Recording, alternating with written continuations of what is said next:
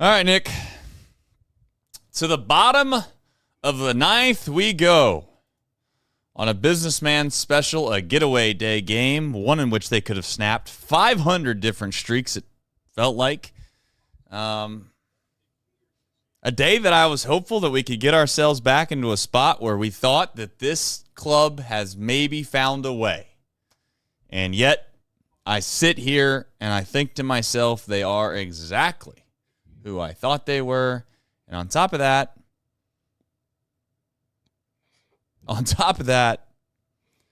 we got to see Wade Miley, that I'm sure we'll discuss here in just a bit. But you know what kind of game this is, Nick? This is a game day game. So no worries. No need to sync up today, buddy. You sure? I mean, sorry, I had to make sure our intern knew exactly so they could clip up great clips from this incredible show that we're about to give the people talking about Cincinnati Reds baseball. Yeah, I don't know where to go with a show like this, if we're being honest. There's already 2 outs. Yeah, 2 pitches, 2 outs. For those that are wondering, Spencer Steer on a center fastball.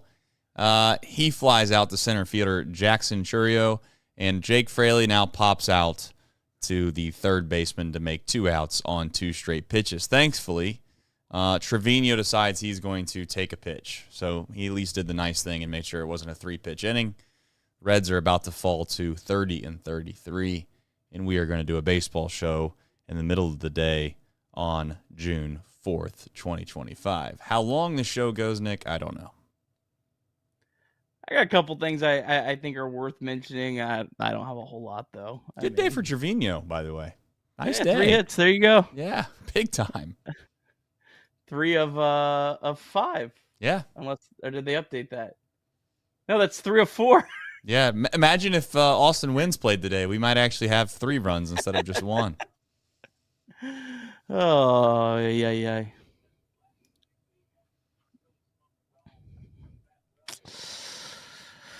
Oh, boy.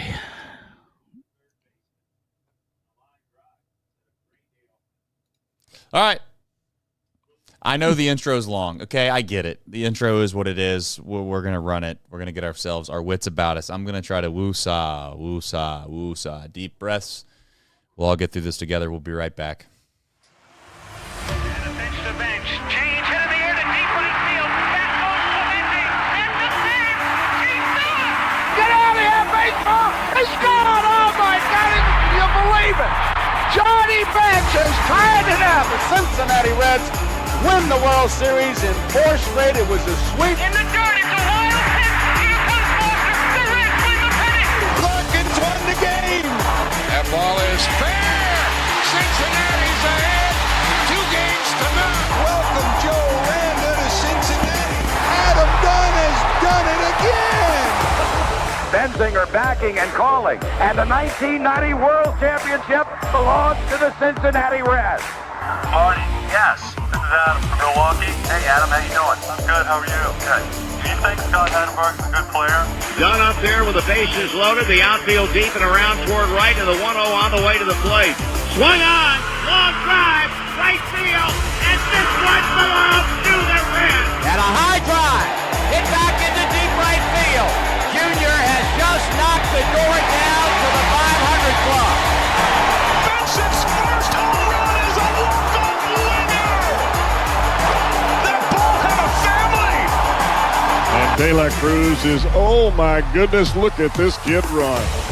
My, oh my, that is a triple. Matt McClain's first big league bomb. Spencer Steer's first big league hit is a home run to straightaway center field. Joey Votto's done it again. The pitch. Votto swings high in the air. Right field.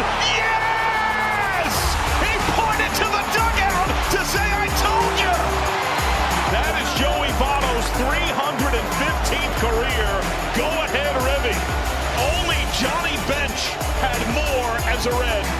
And I can't tell you how much it means to play in front of everyone here in Cincinnati as a Red. What a gift. What a tremendous gift. So thank you. Thank you. I think I can speak for all of Reds country. Joey Votto, thank you. High drive, left center field, racing back to the wall, Bourgeois. The Reds are National League Central Division champions. In the air, left center field. Did he? He did! He did! Red win! Win! Line to the right field. Genius, the first rain ever. With 4 home runs in a game. Can you believe it? In the air, down the right field line. Does it have a chance? The Reds have won on a 3-run home run on opening day by Ramon Hernandez.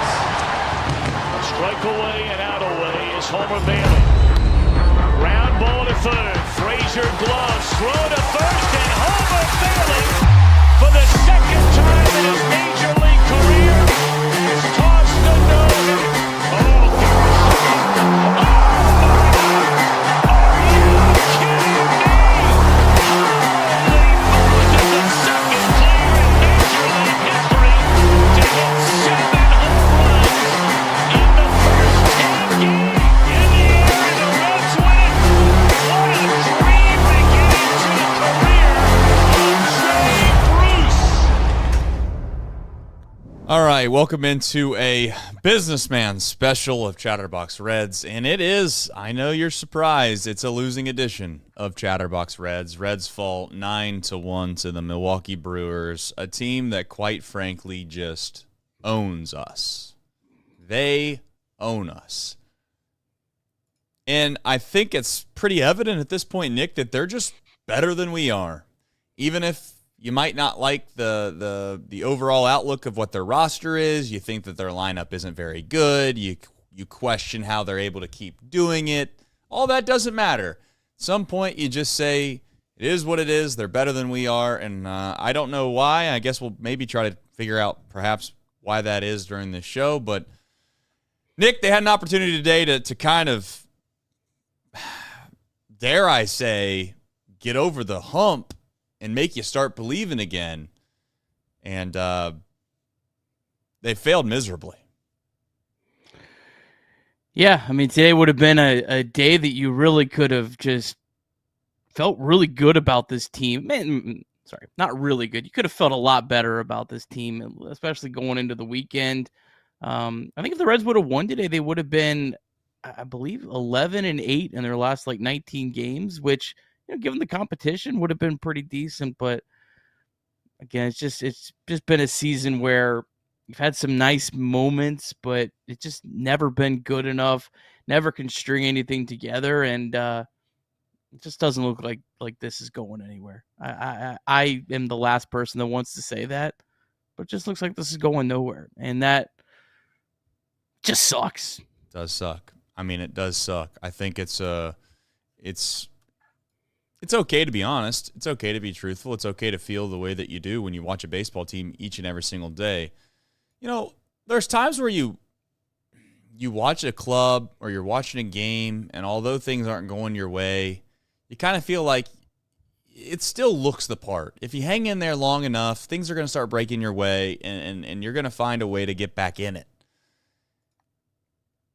That's the most disappointing thing when it comes to this baseball team, is it just looks far too often the same. It looks far too often the same in a really disappointing way. We can get upset and complain about Espinal hitting in the 2-hole. He was hitting against left-handed pitching. We can get upset and say that, we've had opportunities in this game multiple times to kind of maybe crack the seal and put some pressure on the Brewers, because as we well know, if you take a 3-1 lead, 4-1 lead, you don't know how the game ultimately will play out. And the Reds weren't able to do that. I mean, they come up bases loaded. Santiago Espinal obviously isn't able to deliver. And Elly De La Cruz against a left-handed pitcher is up there with the bases loaded because he's hitting in the 3-hole. I'm sure we'll maybe talk about that. But the thing is Nick, I don't have the energy And I don't really want people to get tired of this show talking about the same thing over and over again, because that's what we've been forced to do. I mean, it would be fun to sit here and discuss different topics and maybe a decision here or a decision there in a baseball game that could have made the difference. I mean, harken back to the days of getting upset because we missed a cutoff man in a 4-3 game, and that might have been the difference. That's not really what we've had to discuss. We've had to discuss, well, we didn't even give ourselves any opportunities in the game to really break things open offensively, and when we did, we didn't capitalize, and our pitching staff has been pretty good, and we just can't score runs. And today, obviously, we brought in a minor league baseball player, although he signed a major league contract, and he looked like a minor league baseball player. I'm sure we'll talk about that and more, but before we do, Nick, anything you want to add as overall before we jump into the box score recap? Let's get into it. Please. All right, I don't have a lot today. I'm sorry to disappoint those of you. Reds taking on the Brewers, the rubber game of a 3-game series at Great American Ballpark. Andrew Abbott gave up a season-high 5 runs, just the second time all season Abbott allowed more than 1 run in a start. The Reds' lone offense was Jose Trevino, 3 for 4 with a pair of doubles. He had 3 of the Reds' 4 hits, as the Reds were stifled by the Brewers' opener bulk duo of legends D.L. Hall and Quinn Priester. Wade Miley just signed earlier this morning in his Cincinnati Reds return. 2 innings, 6 hits, 4 runs allowed. Your Reds lose 9-1. The Reds have now lost 39 consecutive series after losing the first game of that series. Last series, the Reds won after losing the first game in June 2023. And the Reds have now lost 12 consecutive series against the Milwaukee Brewers. Reds have only lost more than that against a team twice, and both of those came in the 1930s. Oh, gosh. We're going back to the 30s. And we're going back to the doubles for the deep drives of the day. Jose Trevino, shout out to him. Listen, I know that maybe he's going to cool off at some point, but boy, oh boy, does he look like the best catcher this baseball team has. And if it's not him, man, Austin Wynns would probably like to have a word, but you haven't seen him in so long. He's on the side of milk cartons. Jose Trevino, he did double, though, on a sharp line drive. Exit velo 103.8, 378 feet. That would be 18 degrees off the bat. 1-0 was still the score, though. That's the thing. They didn't score a run. Win probability for the Reds at the time, believe it or not, was 50.5%. As we all know, that would end up being 0%. DSC, though, they are a leader in renewable commodities for biofuel production, specializing in used cooking oil collection, aggregation, and sales. Visit www.deepsouthcommodities.com for more information. And thank you to John, his team. Thank you to everybody that supports our show. I know that when this team doesn't play well, it's just certainly not as fun. It's not as fun to support a team that maybe doesn't live up to the expectations you're hopeful for, but we very much appreciate the support for each and everybody in the chat as well. So before we jump into the game itself and really probably tie a bow around this series, we're going to do some super chats because you guys are loyal and you very much are appreciated. Ned Flanders says, seems clear enough, Trevino to the 2-hole. Yeah, I mean, he got a bunch of hits. I don't know if we're going to put him in the 2-hole, but at this point, I'll throw my hand up in the air and say, I don't know what the answer is. So anything they try is fine by me as long as it's not the same thing we keep doing over and over and over again. Jacob Doyle says, keep up the great work, guys. Thank you. And Ned Flanders then says, Nick, is there anything else to do this year other than let the, quote, young core play out the rest of the season? Is that Elly, McLean, Tyler, CES, Marte, Steer, and Benson, or would you remove some of those guys from that list? I mean, I think the most interesting thing is what do the Reds do at the trade deadline? I mean, I think that's the thing to watch. And I think that's going to determine some of who you're going to play in the second half is really who's left. Because the Reds need to be in a position, and it's something I want to have as a topic here in a second, but the Reds need to be looking to make really smart moves here at the trade deadline. And so that's going to determine a lot. But yeah, I mean, there's maybe a few guys you can call up, but I mean, for the most part, there's not really a whole lot that can really, like audition for the future. The Reds are stuck in kind of a little bit of a gap here between the big leagues and AA, which again, it's exactly my talking point today is the Brewers don't have these gaps, and that's why they're better than the Reds. Yeah, we're stuck in purgatory. I don't know. I mean, it really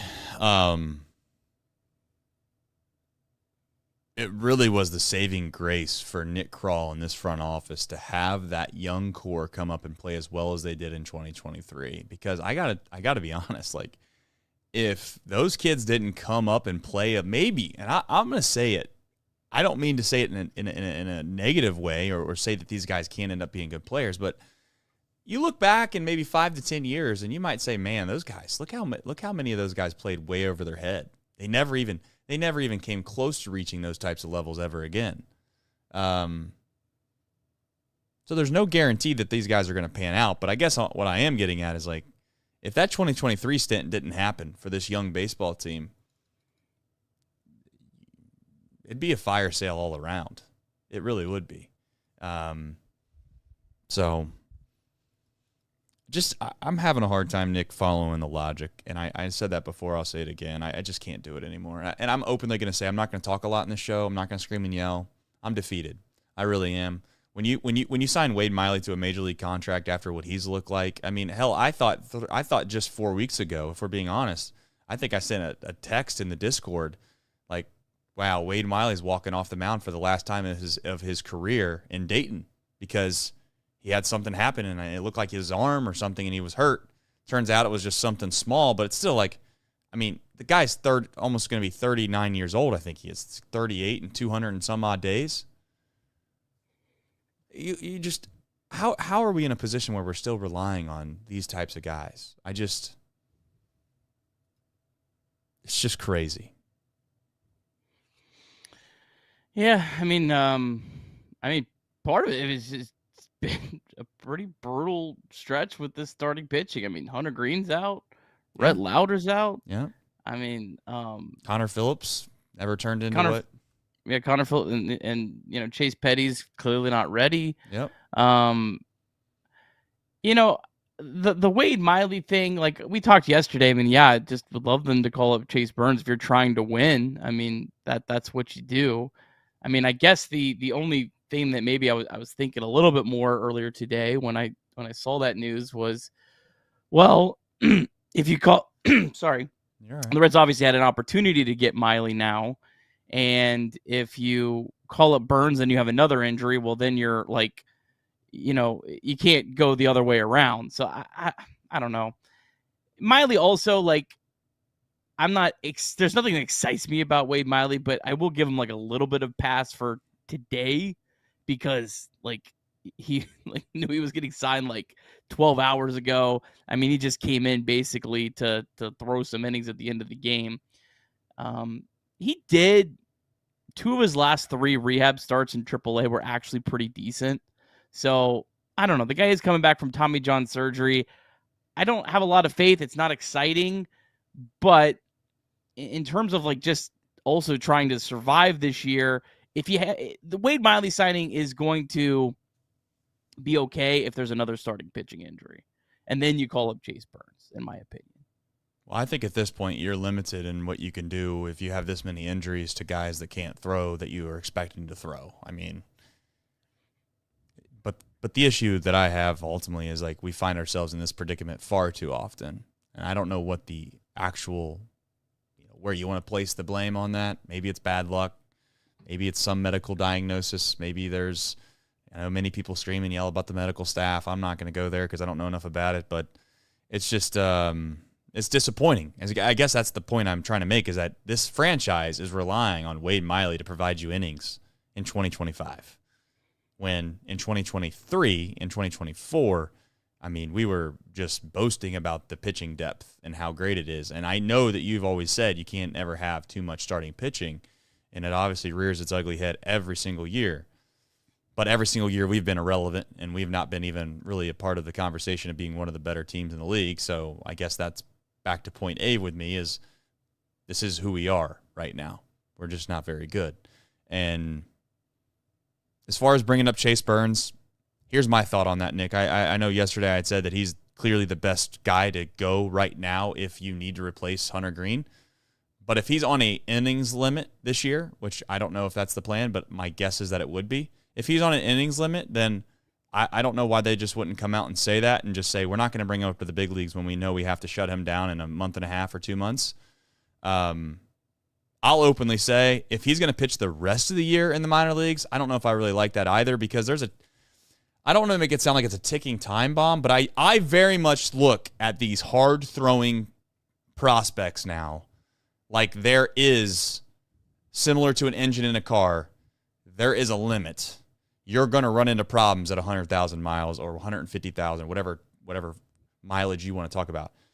I would prefer just to put him on an innings limit. If he wants to basically not throw in the next month and a half for the rest of the year, just to make sure that you kind of keep that arm fresh and you go into next season. Clearly, you're still going to do the working out and all that. I'm just saying we're not going to go out and throw 100 pitches every 5 days.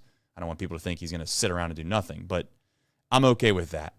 I'm just saying, I've thrown in the towel on trying to do everything you can at all costs to be competitive this year. The offense isn't good enough. So it's just not worth risking something from Chase Burns' perspective if they don't think that he's ready to throw that many innings. Yeah, I mean, I get that. The other issue you're going to run into with pitching is now you're going to be almost in this kind of the same situation that you were with the offense, where you're going to kind of be going into 2026 with some unknowns, because we assume Nick Martinez is not going to be here in 2026. He's not signed. The Reds should try to trade him at the trade deadline. Same thing with Brady Singer. Brady Singer is not signed after this year. You think you're going to move him at the trade deadline. So, I mean, you kind of have to count on Chase Burns unless you're going to completely replace those guys. And I think that probably most Reds fans want the Reds to be putting their resources into fixing the offense. So that's kind of where you're going to be. But, I mean, Hunter Green, Rhett Lauder, Brandon Williamson, Carson Spires, Julian Aguiar, all on the IL. I mean, this happens. This is why you had to sign Nick Martinez. This is why you had to trade for Brady Singer, and it still isn't enough. I mean, that's the crazy thing. It still isn't enough. I'll openly say, Nick, that I don't know enough about Major League Baseball as a whole, if this is the same situation that happens for many other franchises. But that might be the area of focus if I was this ownership / front office, is why do we find ourselves in a position where we have lingering injuries that find themselves going beyond what they were expected to be time and time and time again.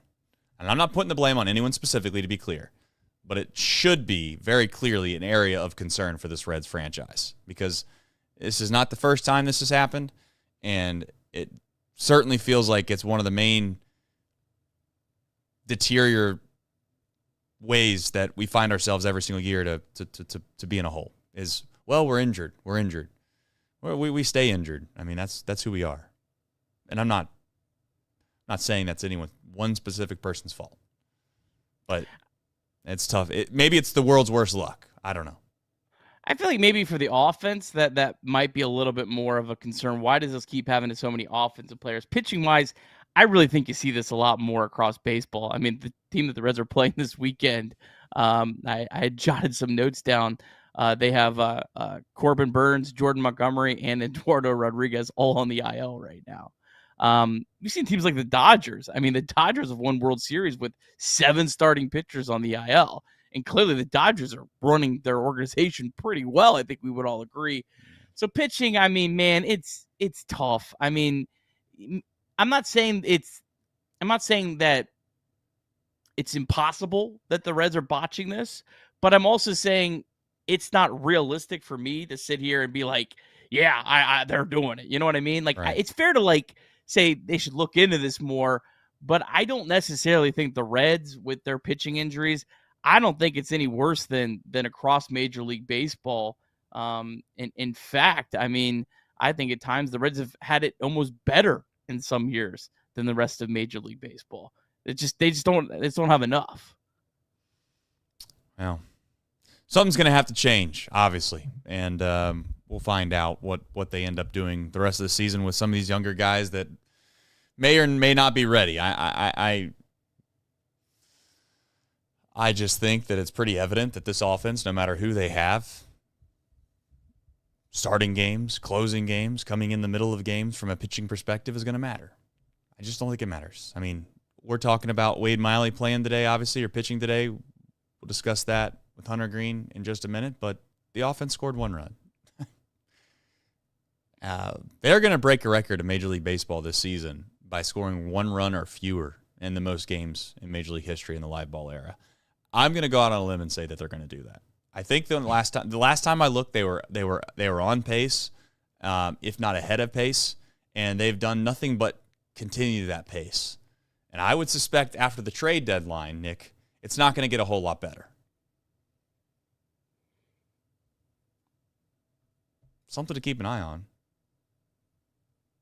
Yeah. There's some jokes in there.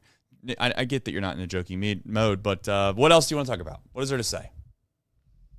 I don't know. The only thing I would just think is worth discussing is just, like why the Brewers are just so much better than the Reds. And it stems for me to, like, I think everyone's talking point is how the Reds don't invest enough in winning right now. The Reds aren't trying to go for it. The Reds aren't spending enough. And I look at the Milwaukee Brewers, who currently have a payroll of $7 million less than your Cincinnati Reds, that continue to never go for it. They don't go for it. They don't go all in on any given year. They traded Corbin Burns last offseason. They traded Devin Williams this last offseason. They're doing what the Reds are doing. They're doing the same thing. They're just doing it significantly better. They're more dedicated to it, and they will make the hard decisions that the Reds won't make. And that's why the Brewers are better. I mean, and the other thing the Brewers do is they maximize every single ounce of every player on their 26-man roster. You have DL Hall and Quinn Priester. What do? We're going to have one guy. They're both starting pitchers. They both come as starting pitchers. We're going to have one guy open. We're going to set it up against a lineup that we know they're not going to adjust our lineup against us. They're going to have 2 lefties at the top of the lineup. So what we're going to do is we're going to make them pay for that. And we're going to have Quinn Priester get to face the top of the lineup twice. Then we'll bring in the right-handed pitcher right when we can cut it off. We'll let him face Connor Joe. They maximize every little thing. I mean, you look at the Brewers lineup tonight. There was 2 guys that we hadn't even seen the whole series. But they're platoon players. They put them in the exact role. And it's just the Brewers are organizationally aligned from the top to the bottom on everything that they do. And they get more out of their players because everyone is under the same belief, under the same philosophy, and that's why they continue to win. And that's why the Reds continue to not win and get pennies on the dollar for their players in terms of maximizing their talent. Well, they're going to have to start making those decisions in Cincinnati then, I guess. And those players are going to be players that people are going to be upset if they trade, because the truth is this: winning sets you free. Winning allows you to do things that you otherwise would be maybe a little scared to do. If you don't have people running billboards or screaming "sell the team" every other day because you're winning baseball games, it's easier to trade those players that are theoretically likable, because you could just say, well, they've done that before and it's worked out. I guess I just have to trust them again. Oh, they traded Corbin Burns. Oh, my. Like, I'm sure in Milwaukee they're like, that sucks. But then when they go out the very next year and they're competitive again, you're kind of like, wow, I mean, I guess this all works out for us every single time. So you start to believe in that. I mean, the Reds, I'm going to say it right now, there's not really anyone on this roster outside of a couple of the young guys that you wouldn't trade if the deal was right. Not a single one. But if they go out and trade TJ Friedl, if they go out and trade Tyler Stephenson, if they go out and trade, I'm trying to think of people they would actually get some real haul back for, something that I feel like you would get some significant value for. I don't want to say Spencer Steer. I don't think they would get much for Spencer Steer. Again, I'm against trading guys like Alexis Diaz for $1 million. You know, like that doesn't make sense to me. So I don't want to make it sound like, hey, let's just trade everybody and do the whole rebuild thing again. I'm not suggesting that. I am saying that there are times where you got to look at your internal roster and also your depth as an organization and say, okay, this position, we kind of like our chances. Like, I would even say, Nick, if we like Jose Trevino, we clearly extended him, right? In youth, I'm just hypothetically saying this, and I'm not trying to say that it feels like I'm always picking on Tyler Stephenson. But if you really believe in Alfredo Duno and you're like, you know what, this dude is going to be ready in about a year and a half, that's where you do make that decision. And you take a chance. Yeah, you're risking something, but that's how you start to build the depth. You trade Stephenson. You get something in return for him that might be ready in 4 to 5 more years that you feel really good about. Maybe you get 2 or 3 guys, and out of the 2 or 3 guys, like you've said before, one of those guys ends up being a serviceable big league player, and you get him in 4 or 5 years. And then, oh, by the way, you get 6 more years of service time on that player just because you gave up a couple years for Stephenson, and you have Trevino that's going to take the everyday role, and he fills the spot that Stephenson's going to do, if not maybe better. Again, Stephenson's a great player on this team. I'm not taking anything away from him. But then Alfredo Duno comes up in a year and a half, and you're right back in the spot you would have been, and if you kept Stephenson. That's where this team has failed time and time again. And you're right. What they do at this deadline is probably by far, the biggest storyline with this baseball team and franchise. We can sit here and debate about what they could do to win this year. I hate to say this. I'm not trying to be negative or mean or anything like that. If you feel like this team has any semblance of a chance to win something meaningful, look yourself in the mirror a little bit and ask yourself, what have they done this year that makes you believe they even have a chance of doing that? This team can't win a getaway day game or a rubber match game to save their life. You think they're going to win a playoff series against really good teams? It's just not it. They're not there. I mean, I love the Reds. We all love the Reds, but we can also be honest and have some fun conversations about what they can and can't do. That seems more worthwhile than us doing the same song and dance, Nick, about, well, I mean, if they could win a couple in Cleveland and then maybe they get hot here and there, I'm going to root for them every single night, and I hope something clicks. But I'll be damned to sit here and act like we should just not think about the future, which we've done a lot in this town. I get people are going to be pissed off because I'm saying, oh, let's talk about next year. I'm not excited about that. I'm just trying to be a realist here. If you want to fire people because of the front office and I get why you think that. I'm not saying that they deserve a pass. I'm just saying when I look at it holistically, there's not a lot of hope for me with this baseball team. Simply put, not the way that it's, I'll just stop before I really piss off a lot of people, but not the way that has been operated this year makes me think that they're going to win baseball games at a high enough clip to make this season enjoyable. The Brewers had to go through their lumps to get where they are also. They had 6 straight years they didn't make the playoffs before they went on this run. I think it started back in 2018 where they've been a constant team. But the Reds have got to stop thinking, all right, well, we're not winning this year, so let's make sure we keep all of our pieces for next year for winning. They need to start looking at it has to be big picture like the Brewers have for this to work.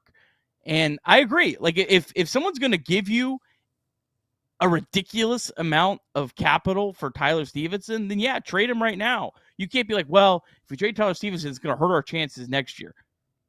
I'm tired of worried about our chances next year. Like, let's try to build a team that can actually do something. Right. And so, yeah, I mean, like, again, I'm not giving away Tyler Stephenson. I'm not forcing a Tyler Stephenson trade, but I'm certainly going to pick up the phone, and I'm certainly going to see if someone will blow me away and give me actual pieces that can help this thing actually have a chance of succeeding. Because right now, the Reds are like, they're almost, well, we're just going to try to hopefully get hot one year. And that's just, like, it might work. Maybe you get lucky and it works one year, but it's not going to sustain anything. It's not going to get anything of real value. I'm over the whole, well, we got to win with Elly. Like, you just can't in Major League Baseball just try to win when you're not set up with a superstar. It didn't work for the Angels with Ohtani and Trout. It's certainly not going to work for the Reds with one player. So, yeah, I mean, I think everyone – but, again, I'm not trading people just to trade them either outside of, like, Singer and Martinez. I mean, you kind of have to, like, because their contracts are expiring.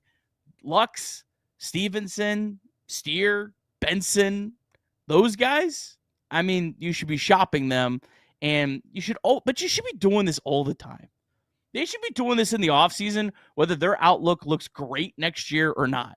They should always be trying to find value, because that's the only way this franchise will ever get over the hump, is if they're able to capitalize on other teams like the Brewers do, that are kind of more desperate to win now. Desperate at the deadline. We got to find people that are desperate at the deadline and take advantage of that desperation and go for it. As the same way that there were people trying to take advantage of this Reds franchise in 2023.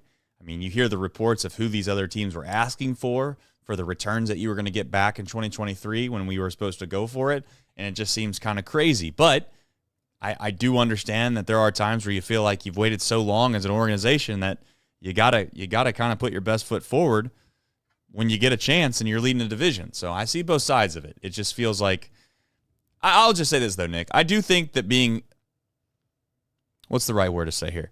I don't think that the way Major League Baseball is set up, the landscape of it as a whole, really lends itself to an opportunity to be consistent.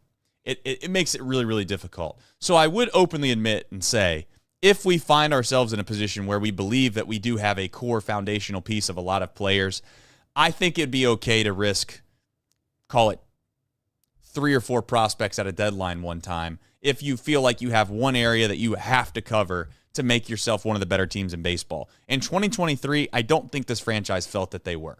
They were fighting for a playoff spot. Their playoff odds at the time were like, maybe 50, 55, 60%. It's not like they were like 90% guaranteed to get in the playoffs. Now the only question mark is whether or not you can win in the playoffs. That's not what this was. So I know people harken back to 2023 and they're like, well, you could have gone for it. Now you're talking about, rebuilding again. It's like, I just don't think we're seeing eye to eye on maybe the overall outlook of what 2023 was. So they won 82 games. I mean, that's the year we go all in on an 82-win team. Right. But the problem, Nick, is it's been so damn bad around here that you can understand and empathize with these people. You know what I'm saying? I'm just saying, like, you get it. I'm just trying to say you do understand why they feel that way, because it's been so long and they're like, I don't care anymore. I'm over it. I am over it. I don't even care anymore. If it means that I got to go through 20 more years of pain just so I can have 1 year of hope, that's how bad it's gotten around here. I'm getting to the NLDS. I'm just saying that's how bad it is around here, and I get it. I do get it as a fan base. It's just, I long for the days of having a run like the Brewers where you're complaining about not advancing in the playoffs. Like, their fans complain too. I mean, of course, if you don't win the World Series, you're going to complain. This team doesn't. All they can do is just get to the playoffs. And Braves fans. Like, man, what I would give just to have a chance every year, to have my heart ripped out by Pete Alonso. Like, I'd give anything for that. I mean, Braves fans are complaining when they were winning 94 games because they couldn't get to the World Series. I mean, it is what it is. All right, 988, you can text or call day or night. It's anonymous hotline. Make sure that you and your friends always know that 988 is a valuable resource day or night. Mantherapy.org as well. So, super chats. I did want to harken back here for Ned. He did say, do you have anyone on that list that you would not that you're giving up on anybody, but is there anyone on that list that you're like, hey, if they're not playing well, or I'm not guaranteeing them at bats from that young core that he mentioned? I can go back and name the list if you'd like me to. I mean, sorry, Singer is not a free agent after this year. My apologies. Yeah, the Reds do have, so they're not in a spot where they're forced. And there also is, they have the whole qualifying offer does make it interesting. I don't know if really Singer might be a qualifying offer guy. Probably not. So he's probably out of it, but he's not. Is there anyone I'm not guaranteeing? Well, he's just saying this young core, let them just play the rest of the season pretty much no matter what. Like this is our guys. They're playing. It doesn't feel like that's going to happen anyways with Tito Francona, if we're being honest, based off what I've seen already. We got guys like Garrett Hampson and Connor Joe taking at bats from guys that probably, I would say, it could even easily outperform them and their young players for this team. So it completely go against what we've seen so far. But, yeah, he has Elly, McLean, Tyler, CES, Marte, and Steer, and Benson. So, I think... You taking anyone off that list? No, I think that the thing that you might have to get into the second half is something that I know they're not going to want to do, and I think Francona's not going to want to do, is I'm a big defense guy. I've preached that a lot, but I kind of think you should say screw the defense if you're out of it and not play Espinal and throw Lux or CES, who Steer or whoever can play third base, just to get these guys big league at bats to see who's a big league hitter or not. I mean, that's maybe the only thing that I think is in terms of trying to get all these guys at bats. I think there's enough at bats for everyone. But if Espinal's there, but it also depends on Marte. If Marte comes and play third base, then you've pretty much solved that, and then you work these guys around. But I don't know. Is there not enough at bat? Am I not thinking of something through that there's not enough at bats? I mean, I think that you ideally probably move Fraley at the deadline, so you don't have to really worry about any outfield at bats. Does Espinal have any value? Maybe. I mean, he would certainly be worth shopping. One of our best hitters. I mean, he does have good career numbers against left-handed pitching. So if there is a team that is not hitting lefties well, Espinal would fit them well. I mean, if the Reds were at a race, I would love for them to go pick up Espinal. If with kind of their struggles against lefties, the Reds have a massive struggle against lefties. So yeah, there probably is another team that could use Espinal. I don't think you're going to get a lot for him, but again, that's the kind of move you should make, because maybe you get lucky and you move on from Santiago Espinal, and you pick up a player in high A, and that turns out to be a good player. I mean, is Espinal really that different in terms of value as Tyler Naquin was in 2021? I guess where I'm at is that it doesn't matter. The difference between winning 71 games and 79 or 67 games, to me personally, doesn't matter. I don't care. I'm with you. If they win 83 games, I know this is going to piss some people off. If they win 83 games and it takes 85 games to get to the playoffs, you win 85 games, you get to the playoffs, and you only win 83. To me, that's the same as 70. I know it's a lot less fun in the summer, but I would much rather suffer if it means that there's a chance that I get a flyer or a lottery ticket on some players that I get back in return when we're not going to make the postseason anyway.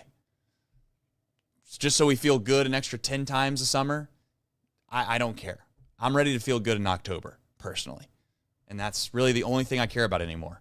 I'm done with the moral victories of feeling like you got guys that are playing well when they're young, et cetera, et cetera. I just want to see winning baseball in October. And whatever it takes to get that, I don't care. If you want to trade away my favorite player every single year to get to where this team can win, I'll do it. It doesn't mean that I don't, like, I've gotten over the idea of feeling like you have to have players. So, anyway. 18 of the players on the Brewers 40-man roster were acquired via trade.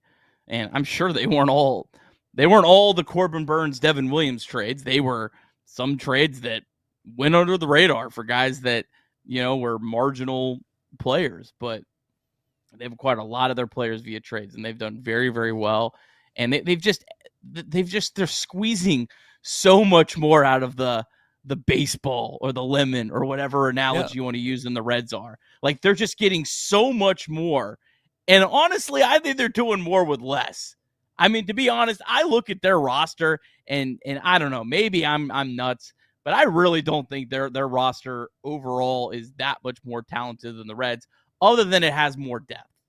There's some of their parts, their depth, all of those things are just so much better than the Reds. Yeah, and I completely understand the other side of the aisle of people saying this is never going to end. People in the chat are saying prospects for the next 30 years. I get it, guys. I do. I live in the same fandom that you do. We all want the Reds to win. I mean, that's the main goal with this whole damn thing. I don't give a damn if the Dragons or the Lookouts and the Bats are the world's best teams. If it means when they come to the Reds they're not good, then it doesn't matter to me, and vice versa. It's not about prospects to me. It's about asking yourself, what do you have to do to get yourself in a position where you know that you can perhaps be one of the better teams in the league? And I'm openly saying that we can all agree that there's a lot of players on this team that are not going to be here in the next year or 2 years. or 3 years. And if it means that we have to get rid of them, then that's what we do. Because it sucks. We're not good enough this year. And maybe we catch lightning in a bottle next year and we're right back to this spot where we felt like we were in the end of 2023. But I'm just openly saying that's where this franchise is right now. And, you know, I'd love to be wrong, but that's where we're at. All right, Hunter Green's on the IL, Nick. It obviously came out today, right back to the groin strain on the 15-day. Whether or not it's going to be longer, I don't know. They decided to pick up a major league contract for Wade Miley. He decides to throw today. He looks like he was the 8.8 ERA guy in the minor leagues, but I don't know what you make of that. I just think that at this point, ho-hum, I'm ready to move on. I'm not trying to belittle it by any means, but it's so disappointing that I'm going to push it aside and compartmentalize it like a man does sometimes and just not talk about it and try to just forget about it.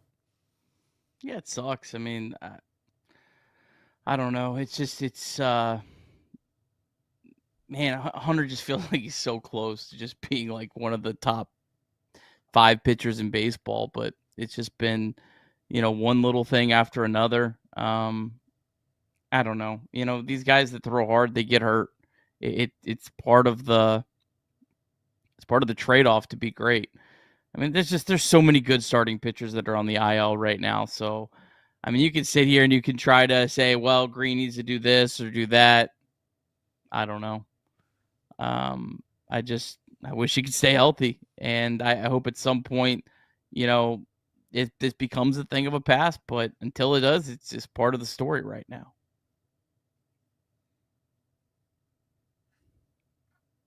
I mean, listen, we're debating in the chat of who spends more money between the Brewers and the Reds, guys. I mean, who gives a damn? Who gives a damn? Like, it doesn't, the truth is this. This franchise has had an injury problem, and they've had a lack of development of some of the younger guys that we were expecting to be good. Matt McLain not being very good this year has killed us. It has absolutely killed us. If Matt McLain was playing absolutely phenomenal, having a TJ Friedl type of season, we wouldn't be in the predicament that we're in right now. But that's what you get. That's the prize you win when you decide that you're going to rely on a bunch of guys that have less than a couple years worth of MLB service time. And that's what this team and franchise did. And it's hard to blame them in one sense, because in 2023 they looked like they were the part. So what are you supposed to do? Go out and spend a bunch of money to back those guys up in case they're not good? When you don't have a lot of money to spend in the first place? Of course not. That doesn't make any sense. So you're hamstrung. And what Nick's trying to say is that at some point, the idea of a good organization when you can't spend a lot of money would be to have 2 or 3 Matt McLains. And I know it sounds crazy, but that's the idea.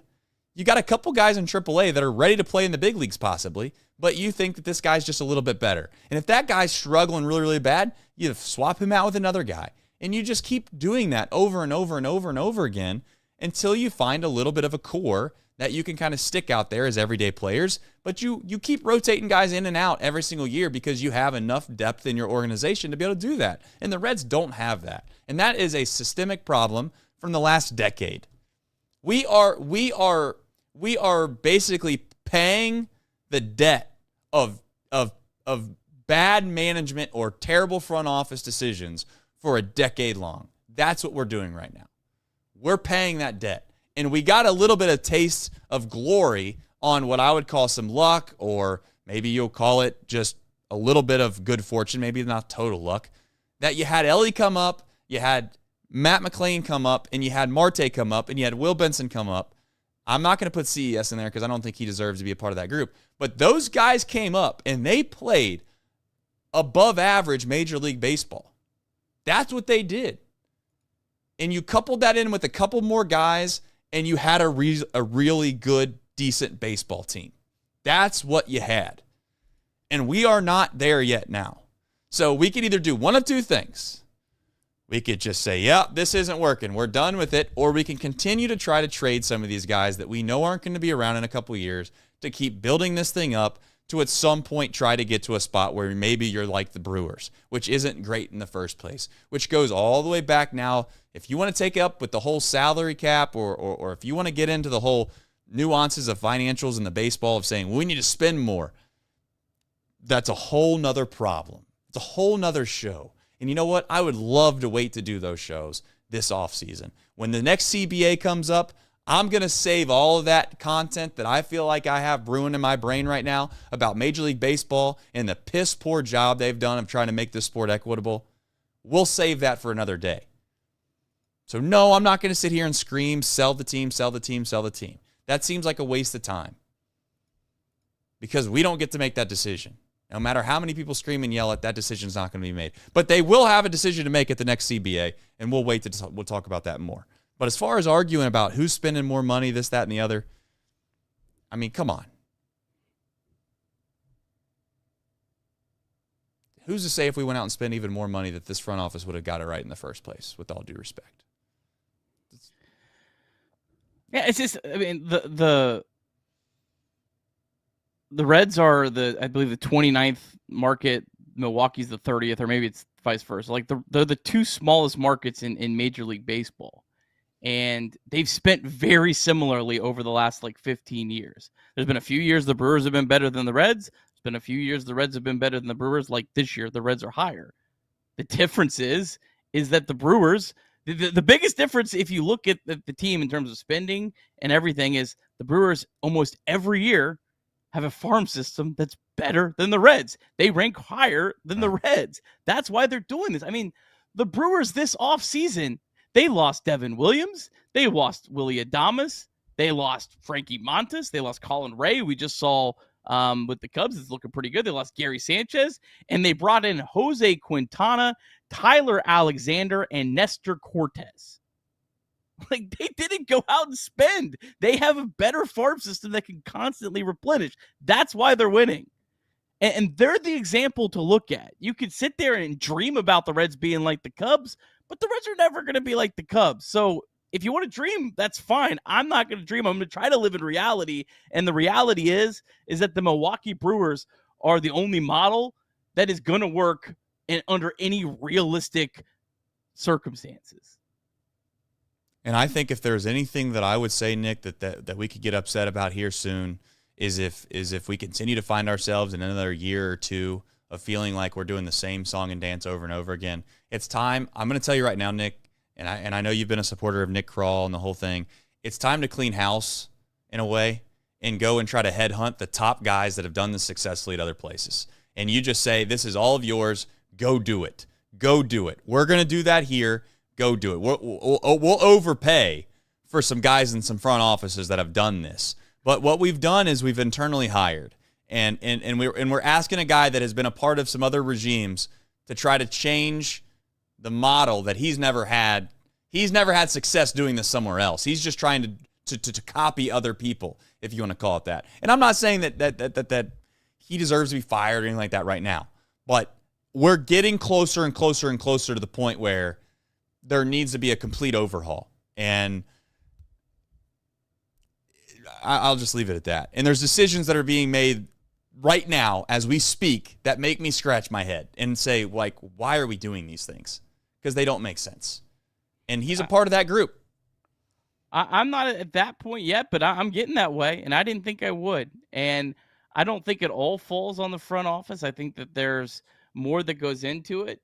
I think that there might not be an organizational alignment from top to bottom, where I think there's different things pulling in different ways, and they're not all connected. But yeah, I mean, you want to talk about spending money, go double whatever everyone in the Brewers front office is making and spend that money and bring them all over. Yeah. And that's worth more than any free agent you're going to sign because, the players that you acquire that are on league minimums, I mean, that's basically like free $50 million free agents. Like that's what it is. Right. Payroll, the whole payroll thing. Yeah. Like it means something, but a $200 million payroll with a bunch of Moustakas and Anthony Rendones doesn't mean a thing. A payroll with, like the Cubs right now, like the Cubs have a bigger payroll, but the Cubs, I think they're only like ninth in baseball. I think they're not at the echelon of the top, but you know what they're doing right now? They're getting Pete Crow Armstrong for free. They're getting Matt Shaw for free. They're not paying them anything. Right. Like, so these top teams like the Cubs and the Dodgers, they're spending more and they're having good prospects that don't cost anything. I don't think, have the Cubs ever signed a $200 million guy? I don't think that they have. Dansby Swanson's their biggest contract ever. What was he at? I think it was like a 199. The Cardinals have never signed a $100 million pitcher in their franchise history. $177 million. Yeah. And I'm pretty sure that's their biggest ever. Yeah. Him 7 or Hayward. years. Hayward's close, right? I think. Yeah, I'll give you Hayward's in a second. Hayward was $184 million. 8 years, though. So it's probably AAV was more with Swanson, but yeah. I mean, listen, spending money is a big deal. I mean, let's not act like it's not. It's just like we can sit here and live in this universe that is strictly talking about spending money, and that's such a waste of time. That's like, it's like, I don't know. It just seems like we're trying to discuss something it's never going to happen unless something crazy happens, which is ownership changes, and somebody comes in here and they treat this franchise like a hobby. And that in a way is the main problem I have with Major League Baseball, is that you have guys that buy these teams now and they treat them like they're just like some summer league baseball project that they're going to do for their kid, and they're going to have some fun, and they're going to go out and buy the nicest uniforms. They're going to send all their kids down to Florida to play on the beach, and word gets around town that, you can play for free over here. You don't even have to pay for the summer fees. Well, yeah, they're going to have the best team, Nick, because obviously everybody's going to go drift towards that. Well, when you have billionaires that are a part of major markets where they're already getting a pretty good amount of revenue, even if they're willing to lose a couple $100 million a year because they can do that, well, that's what they're going to do, because there's an ego to stroke there for those guys. And that's what Major League Baseball has become for a lot of owners and a lot of ownership group, is that it's not even a business. It's not even like you can't even ask a normal person to do what these other people are doing. It's not realistic. Like, in a weird way, like, if some weird reason, like, one of the richest people in the world loved the Cincinnati Reds when they were a kid, like, that's your best chance. I mean, otherwise, we're sitting here making a much to do about nothing, which is, yeah, there's a lot of inequities in Major League Baseball, and you can look around the league and pretty much spot them pretty quickly. And you know whose problem that is? It's not the Reds' problem. That's a Major League Baseball problem, and they're going to figure that out. I'm pretty sure of it. I hope they will, at least. All right, folks. How we made it to 58 minutes in this show, I don't know. Every single time we do a show on this platform, I think it's going to be a 20-minute show. I plan to be a 20-minute show, and an hour goes by. So we're going to do Reds MiLB, who, what, when, and where, and we're going to get out of here so everybody can enjoy their day. All right, everyone plays tonight. Louisville at 6:35, Chattanooga at 7, Dayton at 7:05, Daytona at 6:30. Chattanooga comes in 2.5 games out for them. Hopefully, Cam Collier will debut tonight for Dayton. He got officially activated yesterday, but did not play. I'll have that on the podcast for you tomorrow, as always. Reds' next series is against the Arizona Diamondbacks. The Diamondbacks play tonight and tomorrow in Atlanta. Diamondbacks 29-31. They're just 3-9 in their last 12 games. Their rotation is really beat up. Corbin Burns, Jordan Montgomery, and Eduardo Rodriguez are all on the IL. However, Rodriguez is with the team and might pitch on Friday, but he's really struggled when healthy, a 7.05 ERA in 9 starts. Reds might face a opener on Saturday, and Zach Gallen looks like he'll go on Sunday. For the Reds, Friday 7:10, Nick Lodolo. Saturday 4:10, Nick Martinez. Sunday 1:40, Brady Singer. Diamondbacks, despite their pitching struggles, have a really good lineup. They rank 4th in Major League Baseball in OPS, 4th in homers. Corbin Carroll looks like an MVP candidate again, 18 homers and a 914 OPS. Suarez has 16 homers, and then Ketel Marte's missed some time, but he has an OPS over 1,000, and if I remember right, has been an absolute Reds killer. So tough matchups this weekend for Lodolo, Martinez, and Singer, but hopefully the Reds offense can capitalize on a beat-up pitching staff. We'll see. Don't hold your breath, but we'll see. All right, you live in America. Maybe you don't live in America. I don't know, but many of you, I appreciate you watching this show. Go out and enjoy the day. You know, if you got nice weather, go take a walk. Say hi to your family. Call your parents if they're still around. Do something that makes yourself smile today, because that's what life's living about. If you haven't already, hit the like on the way out. Nick, any final parting thoughts for the people before we say bye? Nope, heading down to Cincinnati tomorrow. I'll be at the games on Friday and probably Saturday. So, good for you. Have to be the first game of the year. I think this is the first time I've been at Great American Ballpark since 2023. I don't think I went down last year. I don't even remember. Right. I have not been to a game this year either. I'd like to go down there, but it's part of doing the show. Obviously, there's not too many opportunities to be able to go down to the ball yard, and then clearly when you have an off day on the weekends and you have a bunch of family stuff, the last thing that your family would like to do is you also to go to a baseball game that you also cover every single night. So gets tough. But maybe when they start winning some more, it'll be a little bit easier to convince my son Cam to go down and watch the likes of some superstars and not Garrett Hampson and Connor Joe. But until then, we'll wait. God bless everybody. We'll see you again. I guess when will we see everybody again? It's gonna be. Well, it's going to be you and Craig on Sunday night. I'll be driving back from Cincinnati on Sunday. It'll be you and Craig on Monday. I'll be back on Tuesday for a short cameo. Then I'm taking Wednesday off, and I'll be back Thursday. Maybe the Reds are off. I might only be doing one show next week. All right. Yeah, Nick's going to be gone for the next month, and then I will be back on what sounds like So enjoy the shows. Enjoy the shows, haters. Yeah, enjoy the shows, haters. All right. Love you guys. Appreciate it. Hit the like if you haven't already. We'll see you. Take care, everybody.